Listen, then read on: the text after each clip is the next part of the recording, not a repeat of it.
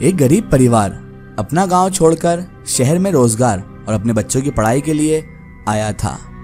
अक्सर आपने देखा होगा कि गांव और देहात के लोग शहर में अच्छी तालीम, अच्छी पढ़ाई और अपने रोजगार के लिए अक्सर अपने गांव में सब कुछ बेचकर शहर में रहने आ जाते हैं। उन्हें बहुत टाइम होता है शहर के माहौल में एडजस्ट होने में, लेकिन इंसान कुछ पाने के लिए बहुत कुछ खो देता है।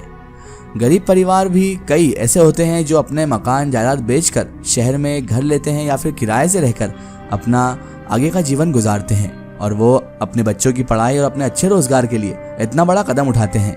लेकिन कई बार ऐसा होता है कि गरीब परिवारों को ऐसी ऐसी मुश्किलात और ऐसी ऐसी परेशानियों का सामना करना पड़ता है कि वो जो कुछ बेचकर यहाँ आते हैं उनके पास ना तो वो कुछ बचता है और ना ही उन्हें शहर में अच्छा रोजगार मिलता है, और रोजगार ना मिलने की वजह से उनके बच्चों की पढ़ाई भी अधूरी रह जाती है। कई बार ऐसा होता है कि किस्मत इतना अच्छा साथ देती है कि उनके बच्चे बुलंदियों पर पहुंच जाते हैं, लेकिन कई बार ऐसा किस्मत पटकनी देती है कि उनके बच्चे खुद काम करने पर मजबूर हो जाते हैं। ऐसी ही स्टोरी आज हम आपके लिए लेकर आए हैं गरीब परिवार की।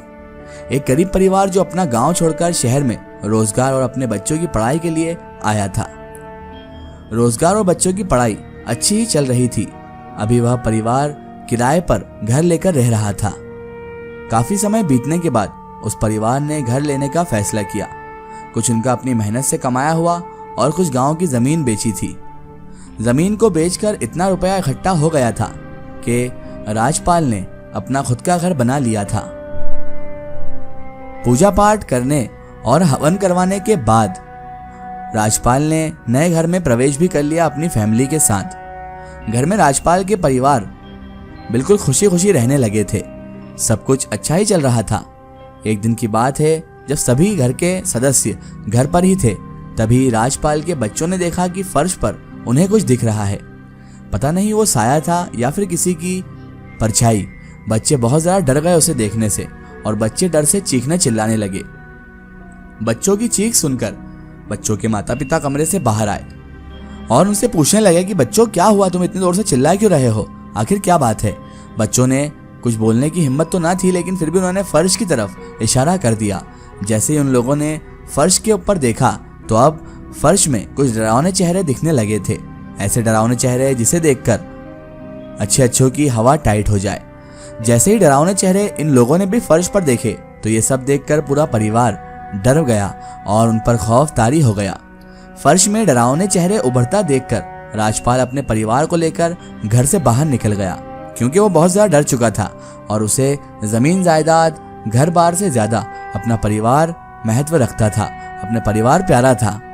राजपाल ने आसपास रह रहे लोगों को सारी बातें बताई तो पड़ोसियों में से एक बुजुर्ग बोला, अपने घर में प्रवेश करने से पहले पूजा पाठ हवन आदि कराया था या नहीं? राजपाल ने कहा, जी हाँ, पूजा पाठ तो हमने कराया था। तब उस बुजुर्ग ने कहा राजपाल को कि राजपाल, मैं तुम्हें एक सलाह देता हूँ कि एक बार फिर अपने घर में पूजा करवा लो। हो सकता है कि पहले की गई पूजा में शायद कोई कमी रह गई हो जिसकी वजह से ये सब हो रहा हो, और ये भी हो सकता है कि तुम्हारे घर में इतने टाइम से जो खाली पड़ा हुआ था उस वजह से किसी दूसरी दुनिया की रूह का वास हो चुका हो। भूत प्रेत, चुड़ैल या जिन जिन्नात किसी का भी वास हो चुका हो, जिसकी वजह से वो तुम्हारी मौजूदगी को अब पसंद नहीं कर रहे हैं। इसलिए बेहतर यही है कि तुम एक बार फिर पूजा पाठ या हवन अपने घर में करवाओ। राजपाल ने उस बुजुर्ग की बात को सही समझा, उनकी सलाह को सही समझा, और उनकी बात सुनकर उसने भी मान लिया कि हाँ, मुझे शायद एक बार पूजा हवन और करा लेना चाहिए, क्योंकि मेरे परिवार से बढ़कर मेरे लिए कुछ भी नहीं है। उसने एक बार फिर से अपने घर में हवन यज्ञ, पूजा पाठ आदि करवाया, और उसके बाद हवन पूजा करवाने के बाद वो आकर वापस से रहने लगा। इस बार जो पूजा पाठ की गई थी उससे अब घर में थोड़ी शांति हो चुकी थी। राजपाल को लगा कि बुजुर्ग ने ठीक कहा था, पहली पूजा में शायद कुछ कमी रह गई थी जिसके कारण ये सब हो रहा था। अब सब कुछ ठीक हो गया है। अब सभी लोग निश्चिंत होकर रहने लगे। कुछ दिनों तक तो सब कुछ ठीक चलता रहा, लेकिन एक रात दोनों बच्चे अपने अपने कमरे में सोए हुए थे। तभी राजपाल और उनकी पत्नी अभी तक जाग रहे थे। तभी से अचानक उनकी नज़र फर्श में हो रही हलचल पर पड़ी। उन दोनों ने देखा कि फर्श में फिर से कुछ आकृतियां उभरी आ रही हैं। ध्यान से देखा तो दोनों की जो पति पत्नी थे उनकी डिक्की बन गई। दोनों पति पत्नी को पहले की तरह फर्श में डरावने चेहरे दिखाई दे रहे थे। चेहरे इतने डरावने और बड़े होते जा रहे थे। कि कोई भी उन्हें देखकर डर के मारे बेहोश हो जाए। और देखते ही देखते वह चेहरे खौफनाक हंसी हंसते हुए फर्श से बाहर आने लगे। उनका आकार बहुत ज्यादा बड़ा था, उनकी लाल लाल आंखें, बिखरे बाल और बड़े बड़े नाखून, जिनको देखकर राजपाल और उसकी पत्नी डर के मारे बहुत बड़ी परेशानी में फंस चुकी थी और डर के मारे उनका बुरा हाल हो चुका था। उन्हें समझ में नहीं आ रहा था कि अब करें तो क्या करें। वह दोनों बच्चों को जल्दी जल्दी हड़बड़ाहट में जगाते हुए चीखते चिल्लाते हुए घर से बाहर निकल गए, लेकिन वो डरावने चेहरे उनका घर के बाहर भी पीछा करने लगे। वो चारों भागते भागते एक मंदिर के पास जाकर रुके। राजपाल ने सोचा शायद मंदिर में डरावने चेहरे प्रवेश नहीं करेंगे। ये सोचकर राजपाल अपनी पत्नी और बच्चों के साथ मंदिर के अंदर चला गया। रात भर राजपाल, उनकी पत्नी और बच्चे मंदिर में ही रहे, लेकिन वह रात भर डर के मारे सो नहीं पाए। उनके दिमाग में उन्हीं डरावने चेहरों का खौफ था। जैसे जैसे वो भयानक रात गुजर गई और सुबह हुई, सुबह मंदिर के पंडित जी जब मंदिर में आए तो उन्होंने राजपाल से पूछा, आप यहाँ क्या कर रहे हैं जजमान, और इतने डरे हुए क्यों हैं आप, क्या बात है। राजपाल ने रात की सारी घटना पंडित जी को बताई। पंडित जी ने कहा, तुम चिंता मत करो, मैं अपने गुरुजी को अभी बुलाकर लाता हूँ, तब तक तुम यहीं रहना। जब गुरुजी आ जाएं तभी मंदिर से बाहर निकलना। राजपाल ने कहा, ठीक है पंडित जी, जैसा आप कहें वैसा ही मैं करूँगा, आप जो कहेंगे हम वो करने को तैयार हैं। थोड़ी देर के बाद पंडित जी अपने गुरुजी को लेकर आ गए। पंडित जी ने गुरुजी को सारी बातें पहले ही बता दी थी, इसीलिए गुरुजी ने रामपाल से कुछ भी नहीं पूछा, बस उस घर में चलने की बात कही। अब सब लोग उस घर के बाहर आकर खड़े हो गए। गुरुजी घर के अंदर गए और 4 लोगों से फर्श को खुदवाया। जैसे ही फर्श 3-4 फुट खुद गया, गुरुजी बाहर राजपाल के पास भाग कर गए और कहा, तुम यहाँ कब से रह रहे हो। राजपाल ने कहा, करीब 9 महीने या 10 महीने हुए होंगे गुरुजी। क्यों, क्या हुआ, आप ऐसा क्यों पूछ रहे हो।